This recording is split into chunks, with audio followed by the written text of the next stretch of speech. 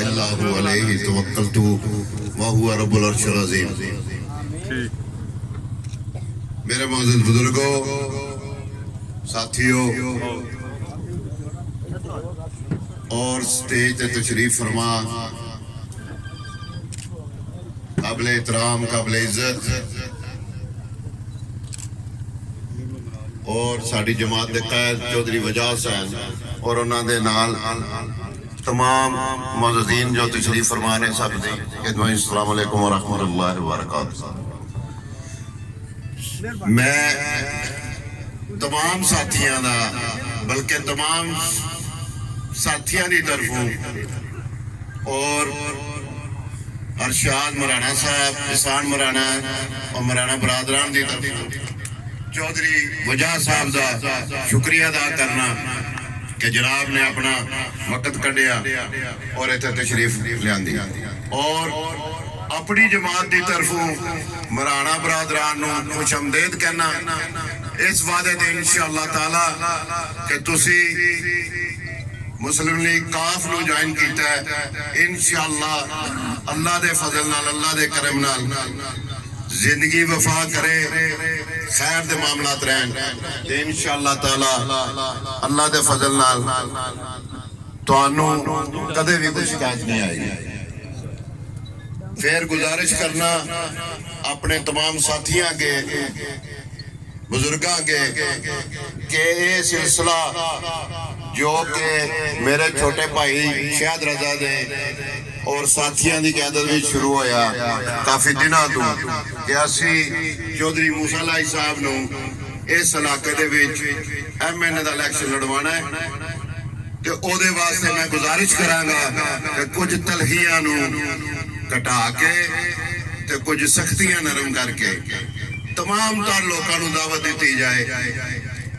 कि साडी जमात भी जो साडी क़यादत दे विच इस जमात दे विच शमूलियत करें ताकि भरपूर तरीके दे नाल अल्लाह दे फजलो करम नाल और तुहाडीआं दुआवां दे सदके आने वाले इलेक्शन दे विच कामयाबी होगी। रही गल पिछले सालों की मैं क्योंकि इतने ज्यादा इन्ना मौजूद नहीं रहा ये ज्यादातर तकलीफा जीत जड़िया ने लोगों भी देखिया ने मौजूदा MNA मैं तो हादसा MNA कहना ये भी मैं अज वादिया कर दिया कि कई बार आप परेशान हो जाना कि अल्लाह रब्बुल इज्जत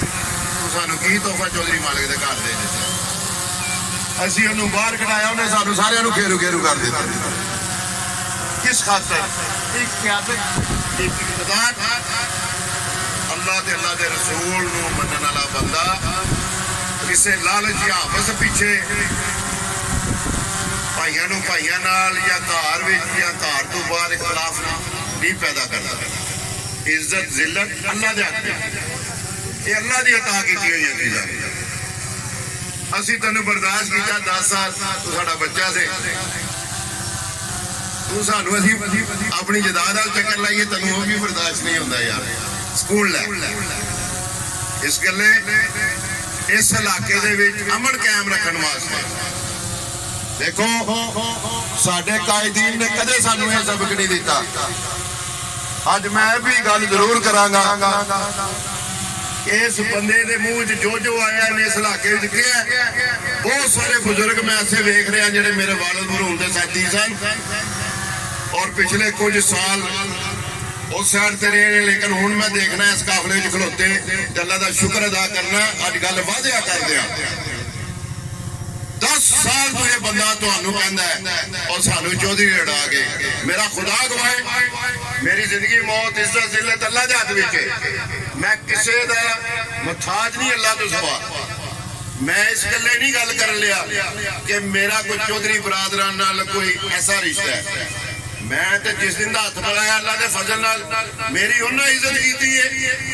एहतराम किया कुर्बानी देने मैं तो मेरे भरा मेरे धड़े से नहीं कदे तोलिया वे असीं की कुर्बान कर छड़िया कर देने क्योंकि साडा खून भी शामिल है सानू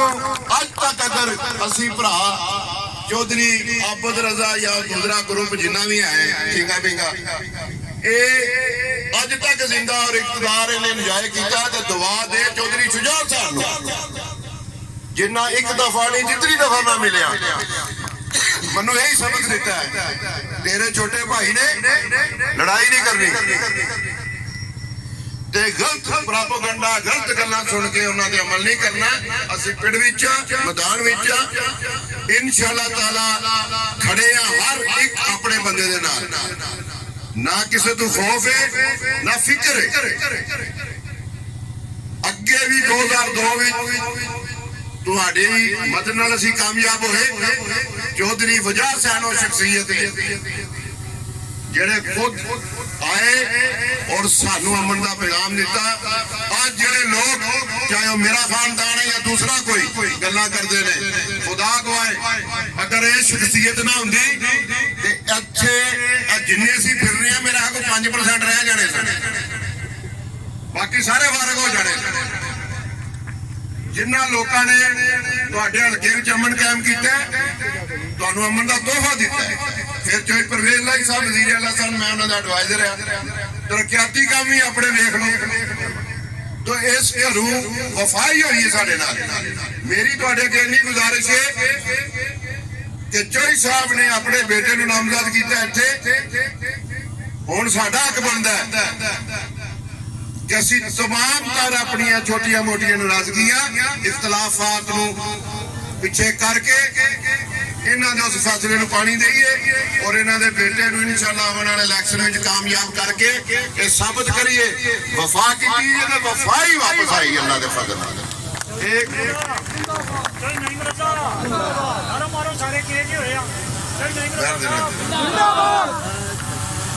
सख्त गल्लां करन दा हुण मैं आदी नहीं ते जे कोई मेरे नाल सख्त गल करे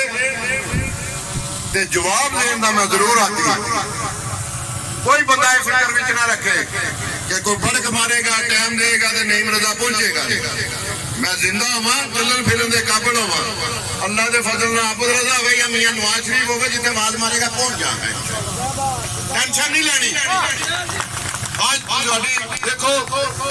मैं जरूर चाहूंगा कि चौधरी वजा साहब आज तशरीफ फरमा ने साडे वड्डे भाई भी ने कायद भी ने दोस्त भी ने अल्लाह इन्हां जिंदगी दे और साडा इन्हां साथ नहीं छड्डिया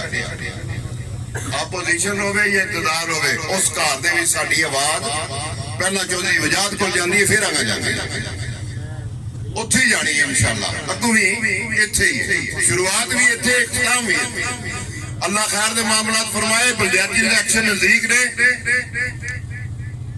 तमाम तर अपने बुजुर्गों साथियों दोस्तों के